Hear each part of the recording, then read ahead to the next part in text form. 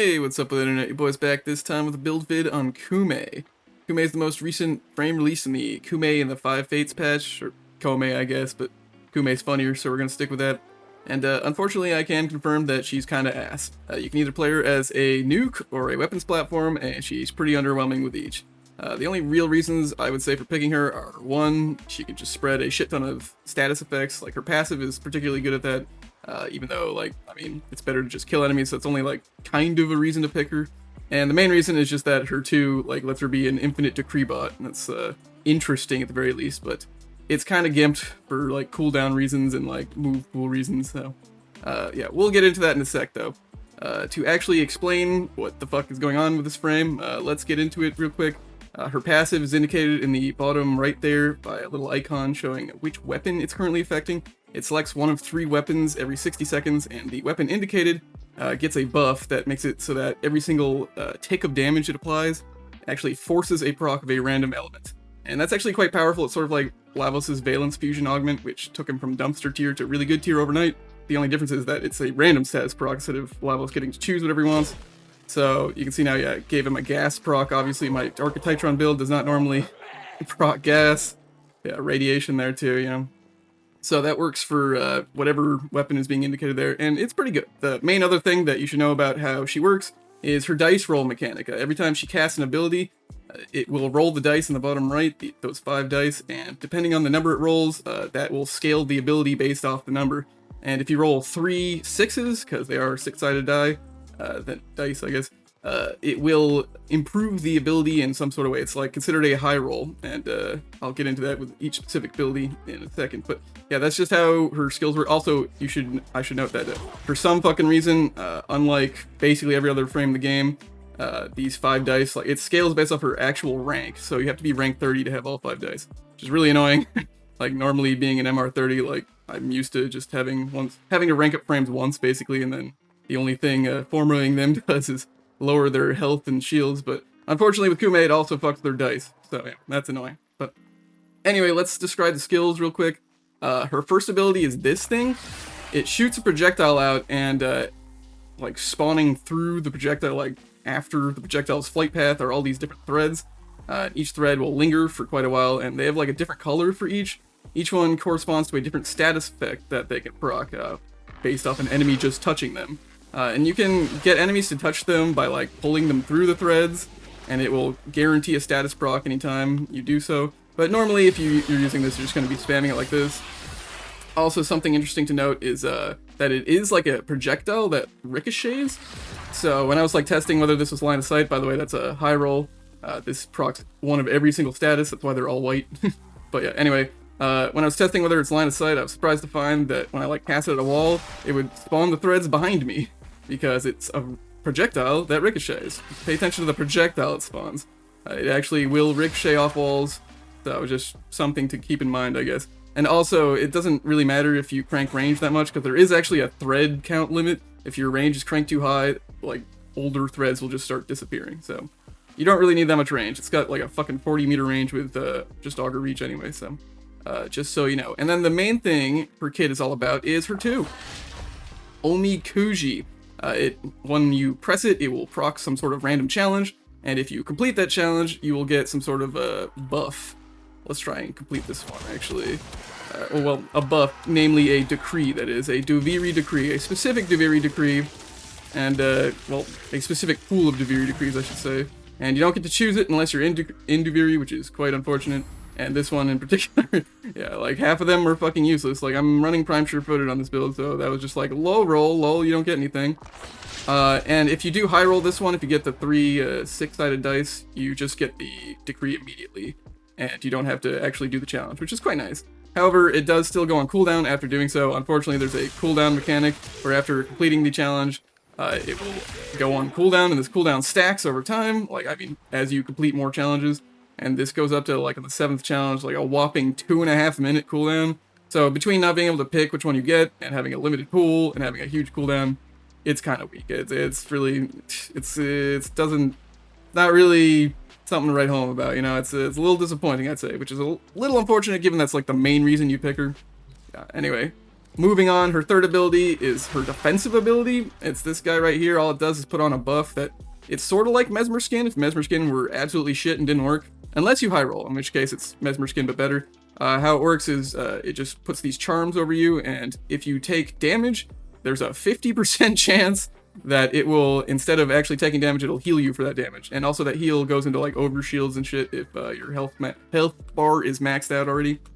But unfortunately, it's pretty shit because then the moment that happens, it goes on a 3-second cooldown, and during that 3-second cooldown, it literally can't do anything. It just doesn't work.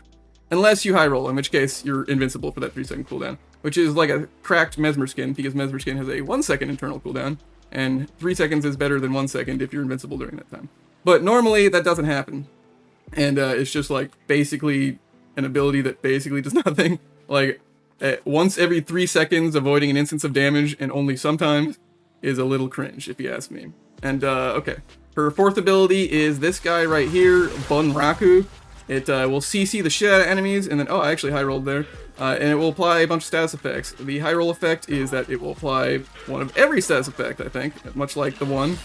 And, oh, also, it changes its AoE. Normally, it's a 170-degree cone in front of her, but I have tested it. It changes it into a pure 360-degree AoE around you. All the wording was that it also hits behind you, but I tested it. It does indeed hit beside you as well. So just something to note. And as you can see, it puts them into a big old crowd control. They get all fucked up, and it's actually a really cool animation. I'm surprised they did a whole animation thing for all these different enemies. There must be like some way they can like programmatically do it.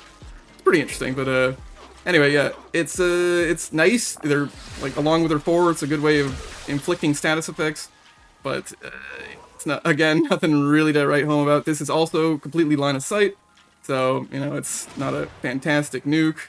It's you can nuke with it if you like build around it, and indeed we'll show off some builds that do, but it's pretty cope. It's not great. So yeah, those are the skills. I guess let's go into the ability, the builds, unless I forgot something. And thinking about it quick, I went over all the high roll effects. No, okay, let's go into the builds.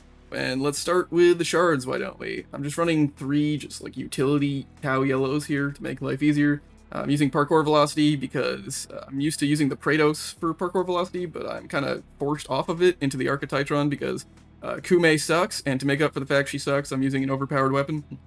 Yeah, anyway, so I wanted to get my parkour velocity back, so I put that on. But of course, that's very to taste. Obviously, this is not necessary. Casting speed is also real good just because her 4 takes fucking forever to cast normally. And if you're using a caster build, you're definitely going to want at least one of these, maybe even another one. Also to taste, though, if it's more of a weapons platform build, you're not really even going to be casting that much, so, yeah. But of course, just like 1 Tau casting speed always just sort of makes a frame feel nicer, so, you know, again, to taste. And then the last one I have here for the yellows is just a simple maximum energy filled on spawn. This one doesn't work as well if you're using an arcane battery health conversion build, which I do on some of them, but it's still pretty nice to have. Again, just nice to have. You can always just use an energy pad or something instead, you know, there's other options. But, and of course I just go with a +3 corrosive shard thing, because she inflicts a ton of statuses. Presumably some of those will be over 10 corrosive, and in that case this will significantly increase your damage. Going from 10 stacks to 14 increases your damage by 1.67 times as much, or, well, it multiplies your damage by that much, doesn't increase it by that multiplier, but some people have given me shit about that before. But anyway, this isn't 14 stacks, it's 3 stacks, but that gets you close enough. That'll leave an enemy with like 12.6% DR, I think, assuming they were max enemy, max armor. That's the most DR they can have, basically. So that's pretty good. That being said, honestly, I feel like most of the time enemies wind up dying before getting all these corrosive stacks. Like, certainly if I'm just killing them with the Arca Titron or whatever. So also definitely to taste, definitely not needed. So ultimately the shards are really just to taste. These are just the ones I'm personally using at the moment. All right, let's get into the specific builds now. This is the one I was using for the demo. I really only have it just because I wanted to have a no-helminth thing just so I could demonstrate her abilities for the video. I honestly would not use this at all, quite frankly, because helminthing on an ability will certainly increase her effectiveness, especially given her 3 is basically dog water. Although, spoiler alert, I do actually Satsuma for 4 on the Gloom build just so I can use Precision Intensify to make life a lot easier. But yeah, if you're really anti-helminth for some reason, I guess, here's a build. Works fairly well, especially if you use it as a weapon platform. Normally, frames don't have the room to slot shit like a shield recharge. But this frame is a little unique in that, like, her scalings are very not emphasized, I guess. Her 1 and 4 scale their damage based off strength, but other than that, her strength really doesn't matter. Like, her 3 will give you more of a heal, but I usually helmet that off anyway. Her 2 does nothing with strength. And then her ranges are already perfectly fine, like, just with a single auger reach. They'll get 40 meters each for both of these, and neither are line of sight, so you're already comfy on that. And then their durations are also very good. So, I mean, anything that's not like super, super ridiculously negative is going to be perfectly fine. And like some of them don't even have a duration, like this and this. So, you know, for the most part, like she doesn't need stats. And of course, the only other one left here is efficiency. And then that's just energy economy. There's a lot of ways of dealing with an energy economy. It depends on the build. So it's interesting that, yeah, she doesn't wind up using a lot of her mod space for actually pumping her abilities much unless she's using a specific helmet that she wants to pump.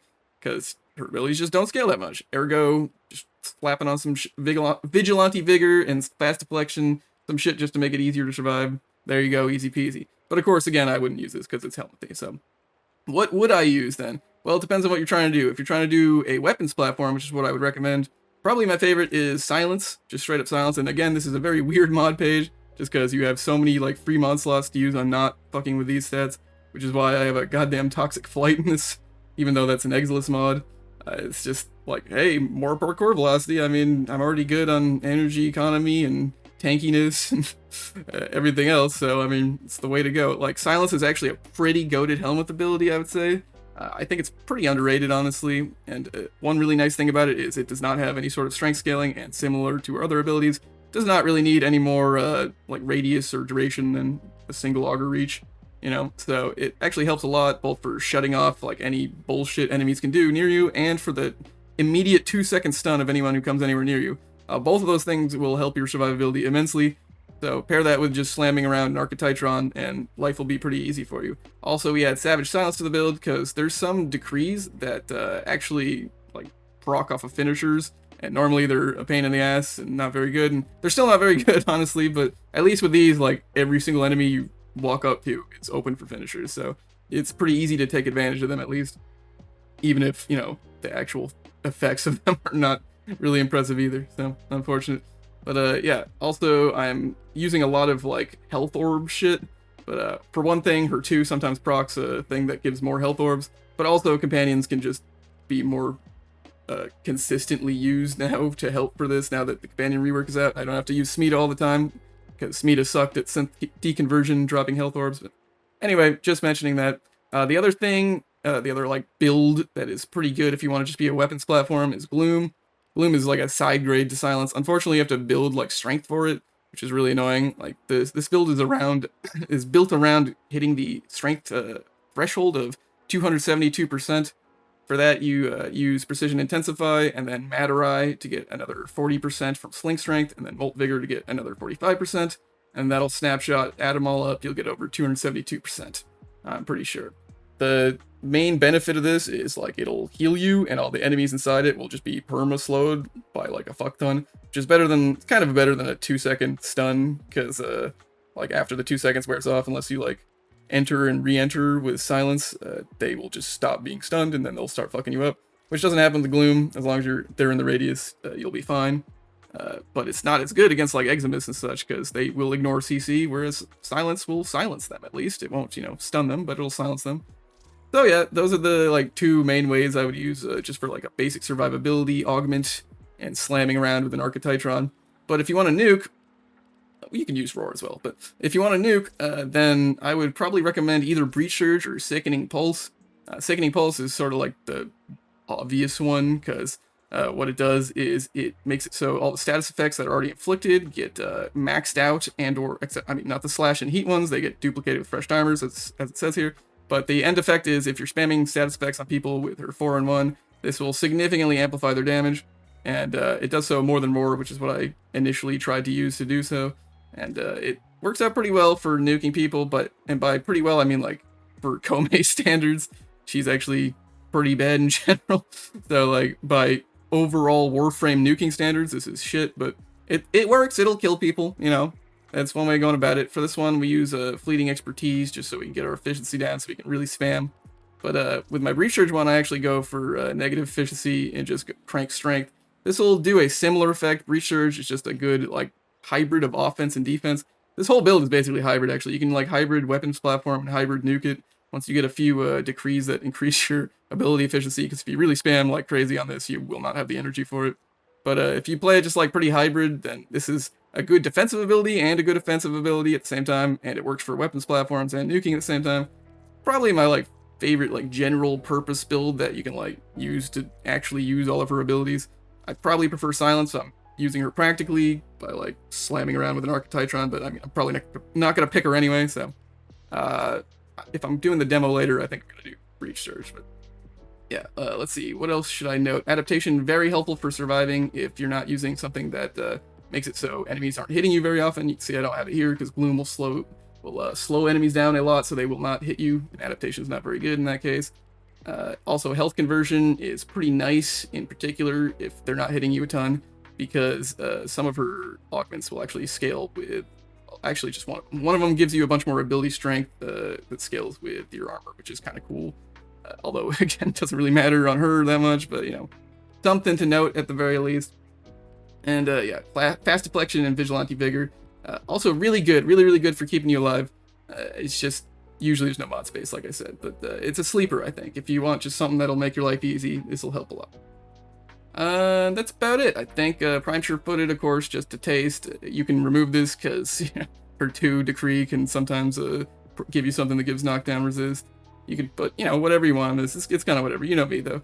She doesn't have innate knockdown resist in her kit, so I was like, well, knockdown's a cringe, so I'm going to run this. And of course, you know, the aura can be whatever. Enemy radar is just what I do. Anyway, aside from that, let's get into the weapons, because these are actually a little bit important. The dual Toxocyst is specifically used for a couple of reasons. The main reason is just that it's actually really good at getting headshots. I don't know if it says it here, but yeah, the Incarnate mode, it'll actually have bullets that ricochet, and those ricocheting bullets will indeed seek heads, which makes it a lot easier to get headshots. There's a few other like minor ways, like there's like Pax bolt secondaries, those bolt things seek heads, but if you have any other better ideas on getting a lot of headshots, let me know. But the other thing it's kind of good for is, I was already using a secondary encumber build on it, and that gives you a bunch more status effects, so that synergizes nicely with her, because a lot of times not only does she want status effects in general, because that's just kind of her thing, but a lot of times her decree challenges are kill enemies with X status effects, so it helps a lot to have a good way of applying a bunch of different status effects, although your passive is already good at that, and so is your 1 and 4, so yeah. But it helps, you know, just another way of helping a little bit. You know. Worth noting, oh yeah, also, yeah, this is the build, here's the Riven. I should, you know, it's not, the video's not about the build, but, you know, people always ask, so I figured I'd give it a little still shot there. Same sort of for Arca Titron. I'm just using this because this weapon's super overpowered. There's nothing like really like important about it. It's just that it makes up for her being shit. You can jump around just killing things with the Arca Titron. And I am indeed using all the new Galvanized mods. For some reason they decided to buff it by giving the melees all these Galvanized mods, and the Arca Titron indeed likes them all. You can use Killing Blow or Voltaic Strike here as well. This is my Riven, that's why I'm currently using Galvanized Steel, although you shouldn't use it. You should use Galvanized Steel anyway, based off my math. A single purple will make it so having Sacrificial Steel is better, but here's the no Riven build you could copy off of. It'll work just as well, honestly. Mine's pretty cracked and it works better off, because that's a lot of stats. I do recommend Riven, but I mean, Arca Titron's so cracked, you'll be fine without it. But yeah, this is my Arca Titron build if you're interested, and it's pretty good, so yep. And the only other thing, yeah, of course, is just pick any sort of melee weapon you want. I mean, excuse me, primary weapon, because that part doesn't really matter. Oh, except the don't pick the Boar Incarnate, because her passive's bugged with it right now. I was really hoping it would like apply a fuck ton of statuses, but it doesn't work. You have to like, it only applies statuses for the very first tick, which is kind of cringe. You have to like spam click for it to work, and only then it only works a little bit, so yeah, pretty cringe. Anyway, the main other thing to mention, aside from Matter Eye is important for the Gloom build, is that companions are now slightly better, and they're worth noting. Namely, you can use Panzer... Why does it do that, man? You can use Panzer Volp for looting instead of Smita. Now every beast can use Resourceful Retriever. Here's the build I'm currently using in general for Smita. I mean, excuse me, Panzer Panzer Volfophyla. I keep trying to say Schmiedekavet because I mean he's looting now, so you can see why I'm mixing it up. But this guy is a lot better. He can he's the best beast, and that didn't change thanks to the companion rework, unfortunately. Here's the claw build. He spreads a bunch of viral, so it's really helpful. And now that the companion rework has gone through, he actually kills things kind of sometimes. And here's the mods I'm using for that. You can use whatever. Again, not really a companion build vid, but that's only really if you want loot, quite frankly, because there is a better option, and that is Diriga with either the Verglass Prime or the Tazakor. The Tazakor is good now.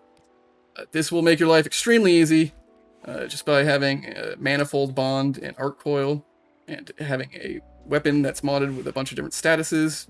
Guardian is good on that too.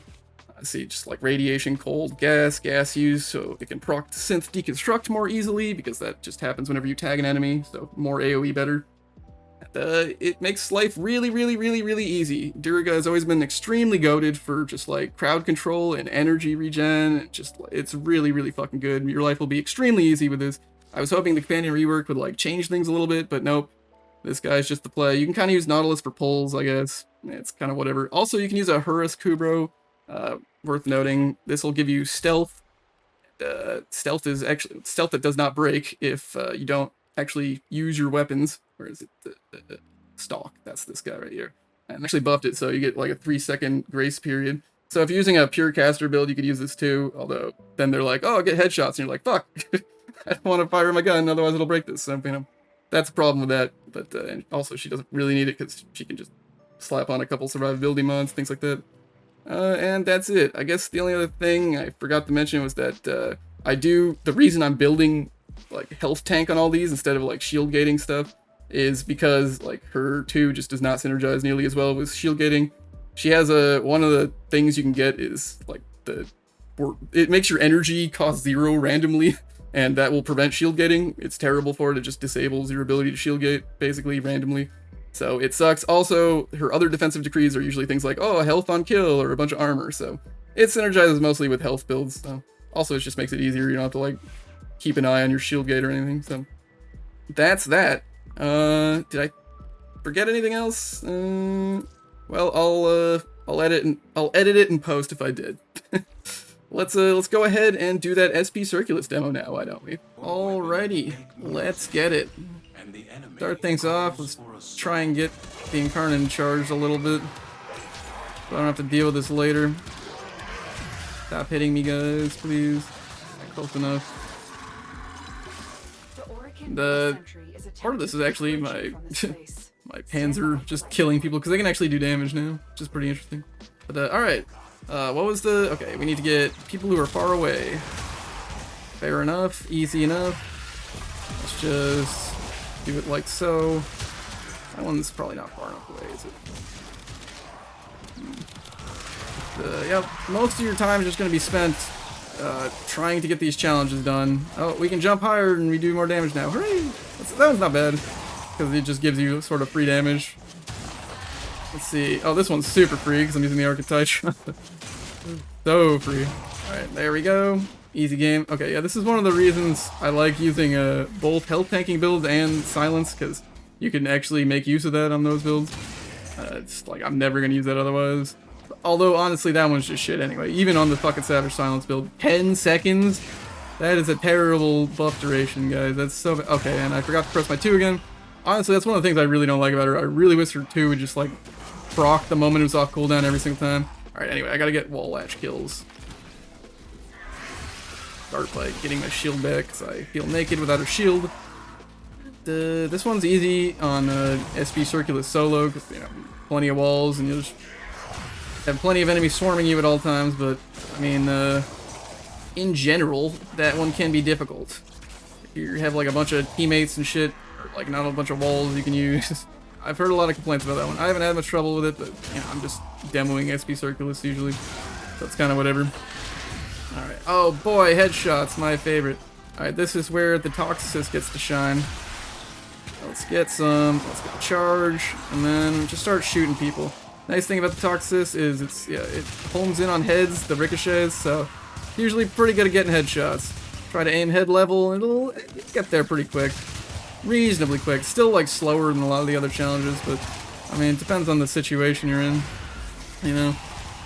That's, I mean, I'm worrying about my shield being up, but I really don't have to, because it's mostly a health tank build. We're almost, yeah, see, it's still taking a while. I really wish they would lower the headshot requirement. This one's actually insane. I don't know how anyone would do it without dual Toxocyst. I would just fucking mulligan this challenge every single time otherwise. But with the dual Toxocyst, it's not that bad. We'll get there. Just one more. Alright, there we go. Oh boy, a completely useless on-kill refill ammo thing that does nothing for Incarnans. Anything that has anything to do with ammo, you can ignore for Incarnans because it just does not work. Unfortunate, womp womp. Alright, I guess I should, like, show how, like, you can, like, sort of actually nuke with this build. Like, if I do this, enemies will die. See what I'm saying? And, that's, you know, it's killing dudes. That plus my Panzer Volp, anyway. I'm not sure how much of that is a Panzer Volp. But, you know, it can kill dudes. It's just, the problem is, why would I bother with any of this shit when I can just do this, you know?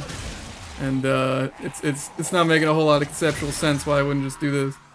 But, you know, it's, sometimes you don't have access to your Arca Titron. There's circuit media in this world.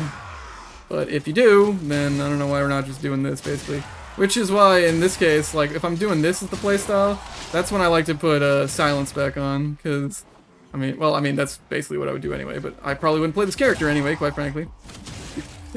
But yeah, as a pure weapons platform, I definitely like silence better, but I chose to show this one off because at least you can, like, use her abilities for, like, what they're supposed to be. Oh, yeah, let's press her 2 again. Oh, wait, no, it's an airborne one. I didn't realize we had done. Okay.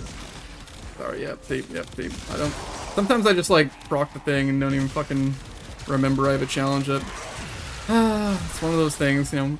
Over time, you will get a bunch of decrees, but like, you could already tell, like, the timer's starting to get a little prohibitive on the cooldown there. It's definitely slowing down. And as you can see, like, even with all these fucking enemies, like, it takes a while to get this amount of kills. Like, 58's a lot of fucking kills, guys. Like, God forbid I'm not in a fucking Steel Path solo survival. Like, this is taking a minute in and of itself. There we go. Up here's this one actually does something, but it mostly just means it depletes my turret ammo faster. You know what I'm saying? Like, there are really good decrees in this, and like, if you go long enough or get lucky enough, you'll be really powerful. But it's not exactly anything to write home about. It's fun. I'll give it that it's kind of cool and fun. But I mean, I really wish they would fix the fucking, like, you can't select your own decree thing.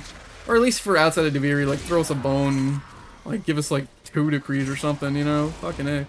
And, that was the Acolyte dying in the background. I'm just getting carried by the Arca Titron, as always. Case in point. Didn't even realize these guys were spawning. Arca Titron is just goated. It's basically just an Arca Titron showcase, unfortunately. But, it is what it is. It's just, KouMEH is basically just, I'm just a person with an Arca Titron and get decrees occasionally. GG. Oh, this is finally some stat. I guess we'll show this off just before I leave. You can get the status just by spamming a 4 and 1 a lot. Or you can, yeah, okay, well, it just switched to melee, so I'll get them sort of automatically now. But basically the idea is just spam a few statuses on them. Oh, okay, that's quite the slam. And then you kill them, then you'll get your stacks. It'll take about as long as the other ones if you do enough spamming. And, I'm actually getting pretty unlucky with this, but usually it doesn't take that long. Also, this is just really shitty terrain. You can't get like huge clumps of enemies and they're all coming in from 4 different angles. But whatever. Yeah, see, that one wasn't bad. Cooldowns. I don't know why they gave her 4 cooldown too. Whatever. I guess they did, so I'll just have to hold that. Let's see. And you don't even actually have to slam them. Like I was saying, you can actually kill them with this particular build because of Breach Surge, but generally just want to slam them with the Titron because why would you bother with a build? I mean, you've heard me say it before. So let's just get the fuck out of here and move on with our lives, alright? Good old KouMEH being not very good. I mean, if they didn't handicap her decrees, like, she would have probably been at least usable. But certainly I don't see any reason for picking her outside of just the fun factor at the current state.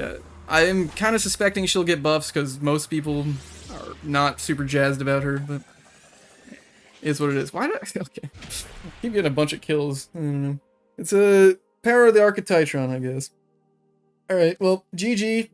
Hope you enjoyed the builds and the descriptions and shit. I probably forgot a bunch of stuff because, you know, it's just a lot, but that's it. Like, subscribe if you enjoyed.